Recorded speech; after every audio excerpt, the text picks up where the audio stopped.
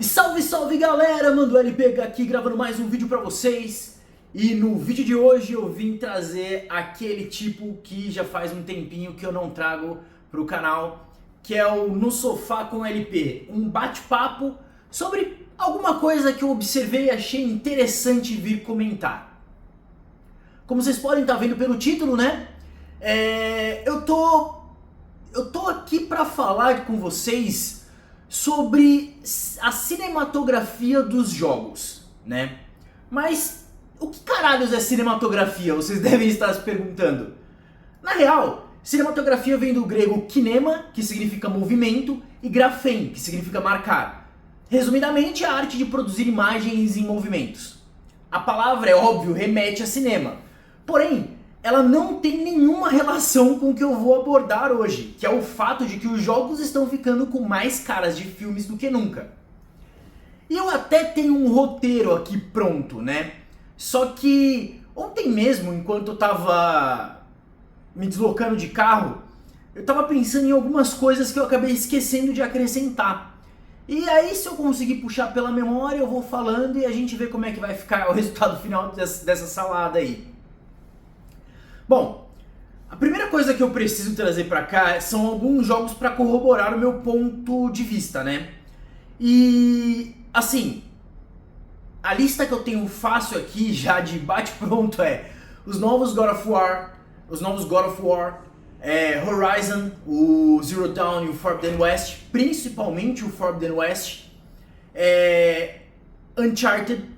Mas antes que alguém aqui venha me dizer que a Sony é especialista em fazer isso, até porque a Sony também tem uma divisão, não só dos jogos, né? Acho que CE, que é o termo, mas também tem a divisão de cinema, que inclusive é a dona dos direitos de Homem-Aranha. Não esqueçam que Red Dead Redemption 2, caramba, as pronúncias estavam ficando estranhas. O Red Dead, ele é um clássico nessa pegada, que, cara, pra virar filme só falta a escalação dos atores, tá?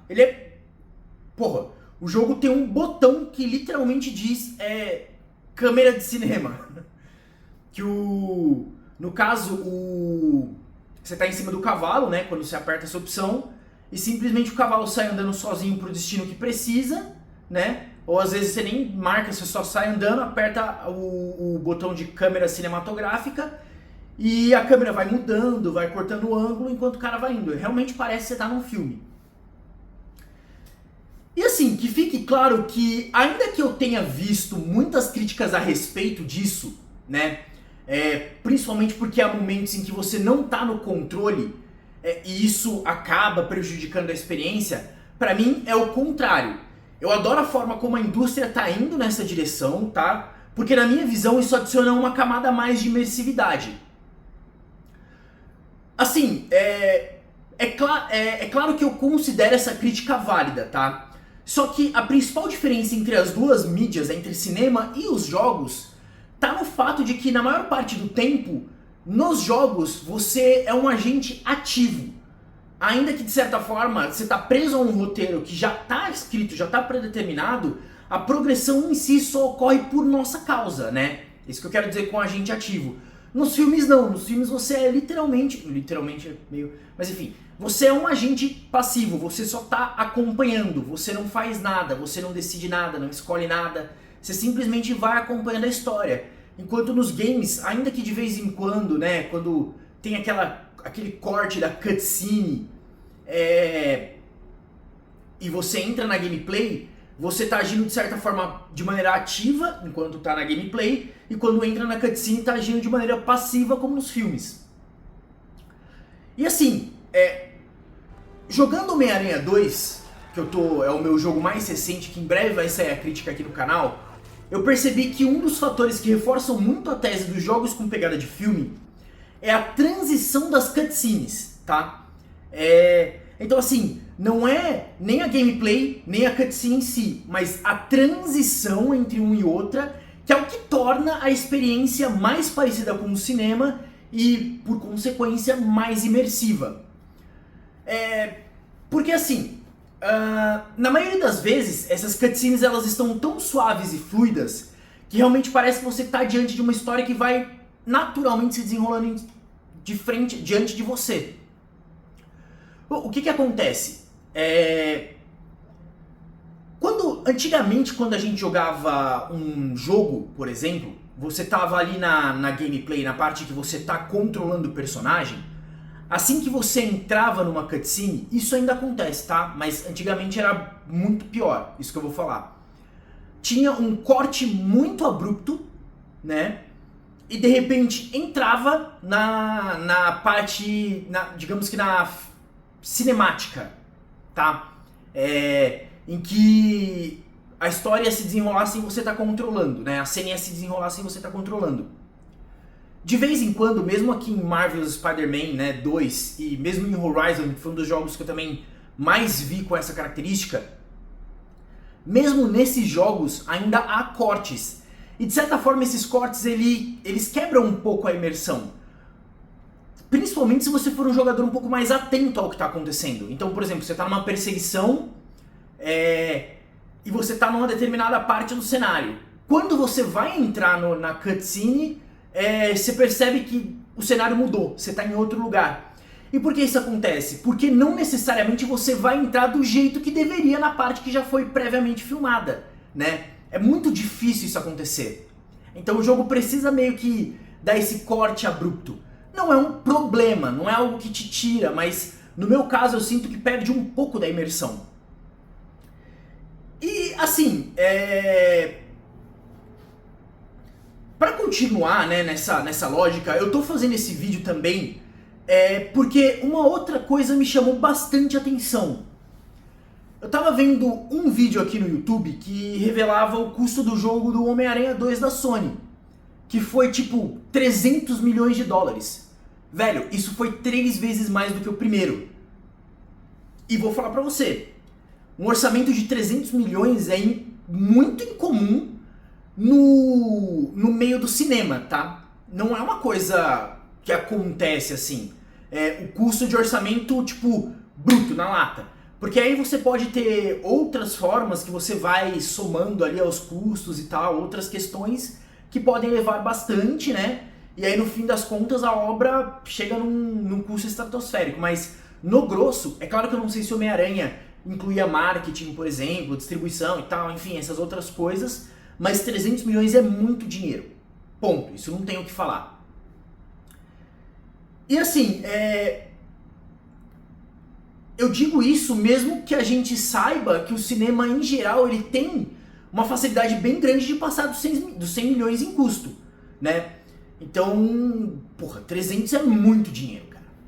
E aí eu me vi descendo um pouco mais fundo na indústria de games para ver se eu entendia pelo menos um pouco mais a respeito, né? E notei uma coisa que ambas as mídias elas compartilham, que são inúmeros problemas com adiamento que fazem com que os custos explodam. Isso acontece bastante no cinema, principalmente no cinema em fase de roteiro, né? Quando o roteiro está sendo reescrito várias vezes, cara, isso eleva bastante os custos. Mas claro que quando a produção em si atrasa, também acontece. E na minha pesquisa, eu vi uma lista lá de julho de 2023, do site TechTudo, com os 20 jogos mais caros da história. E assim, do 20 ao 10, os custos não fazem nem cócegas no que a gente está acostumado na indústria do cinema. Você pode até falar, cara, mas tem vários filmes aí que custam, sei lá, 10 milhões, 50 milhões, até 90 e tal. Só que eu vou falar pra você que normalmente isso é filme mais... isso é filme de baixo orçamento, tá? Filmes de terror tem esse custo de 10 milhões, 15 milhões. Filmes de circuito, que eu falo tanto, né, que vai pra premiação, que vai pra Oscar, normalmente também tem um custo mais baixo, porque não demanda tanto efeito especial, é muito mais focado na atuação, na história e tal. Mas, cara, a maioria dos blockbusters em si, que aí são os que arrecadam mais de 100 milhões, eles tendem a ter um custo também de mais de 100 milhões. Isso acontece e é muito comum. Nas ficções científicas, filmes de herói e produções em geral. O Christopher Nolan mesmo em Dunkirk, que é um filme mais numa pegada mais histórica, gastou lá 150 milhões. Nesse último agora dele, que eu esqueci o nome, foi 200. O Oppenheimer. Foi 200 milhões, cara. E, não é incomum na indústria fácil, né? Então assim, como eu disse, do 20 ao 10 os custos não fazem nem cócegas na indústria do cinema, ficando muito mais comparáveis a produções que concorrem ao Oscar, né, como eu disse e tal. Porém, do 9 ao 1, a coisa já muda de patamar, porque os valores começam a partir de 140 milhões. Isso já é mais comum, já é um lugar comum ali no meio de Hollywood.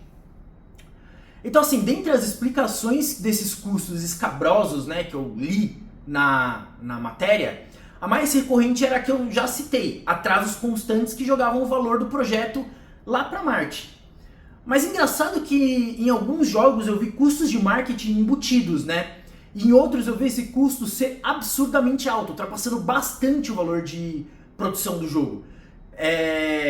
Produção e desenvolvimento, no caso, né? O que, eu vou confessar, me deixou bastante confuso ao tentar entender como que o marketing dos games funciona. Já que eu, só recentemente, né, é que eu vejo uma distribuição frenética no que tange, tipo, trailers em comerciais, que, pô, foi o caso de God of War Ragnarok. Teve no Super Bowl, teve campanha com ator e tal. Outros jogos eu quase não vejo, velho, esse tipo de coisa acontecendo. Então, pode ser porque eu tô meio fora, não tô tão acostumado com o meio dos games? É bem provável. Mas eu não entendo muito bem como que a parte do marketing dos games funciona. Ainda, pelo menos. E também, claro, porque eu vi que no cinema o custo de marketing, né, costuma ficar em média a 50% do valor do filme. Então se o filme tem lá um custo de 200 milhões, o marketing costuma ser 100 milhões, mais ou menos. Às vezes mais, às vezes menos e tal. Então isso só aumentou a ideia de que as indústrias estão ficando cada vez mais próximas uma da outra, em termos de custo de produção. Resta saber, claro, como que anda a diferença na arrecadação. Mas se eu não me engano, a indústria dos games já passou a indústria dos cinemas, tá? Ainda assim, a gente tá falando aqui de dois mercados bilionários e, maluco, seria quem não... maluco seria quem não quer de forma alguma explorar os dois. A Microsoft, inclusive, ela já lançou a série Halo. A Nintendo tem pelo menos 2 jogos aí que viraram ótimos filmes, né? O Mario e o Pokémon Detetive Pikachu. Até a SEGA já adaptou, né, o seu principal mascote também em 2 filmes. Sonic 1 e 2 já tá indo pro 3º. Mas, pra quem não nasceu nessa década, deve ter uma noção que adaptações de games para filmes costuma ser uma experiência pavorosa, né? Ainda que a gente tenha filmes medianos como o do Assassin's Creed do Michael Fassbender, ou Prince of Persia do Jake Gyllenhaal, que a história não é tão bem contada assim, mas em termos de caracterização, pô, a coisa tava perfeita. E um número gigante de bombas, né, de produções ruins, muito mal adaptadas. É fato que nos últimos anos Hollywood tem sabido adaptar muito bem essa mídia. Isso eu preciso tirar o chapéu. Tem saído umas adaptações muito boas, recentemente, muito mais do que, tipo, escabrosas. Aqui no canal mesmo eu postei um vídeo falando sobre os possíveis planos da Sony, né, para com seus clássicos de games. E ao que me parece, ao construir jogos que atendam cada vez mais a requisitos básicos de narrativa do cinema, parece que ela está determinada a trazer os personagens para outras mídias, tá? E sinceramente eu vejo como uma oportunidade de projeção. É um jeito de levar as pessoas de um lugar para o outro, seja fazendo uma série de Red Dead, né, ou um filme, ou de God, ou de Horizon, ou um filme mais drama esportivo, como deveria ter sido Gran Turismo e tal. E você pode migrar, pô, tô fazendo aqui uma adaptação, levar a galera do cinema pros games, levar a galera dos games pro cinema. É uma boa pedida. E eu, como disse, gosto muito do rumo que as coisas estão tomando. E tenho esperança que vai vir coisa boa dessa mistura. E não me desagrada em nada o fato de que os jogos buscam facilitar mais sua adaptação. Pra mim não é um problema isso. A real é que eu amo cinema, né, gente? E nem faz sentido eu me incomodar com isso. Então, esse foi um bate-papo aí. Não sei se consegui transmitir bem tudo aquilo que eu tava pensando, mas é isso. No mais, pessoal, falou e até a próxima.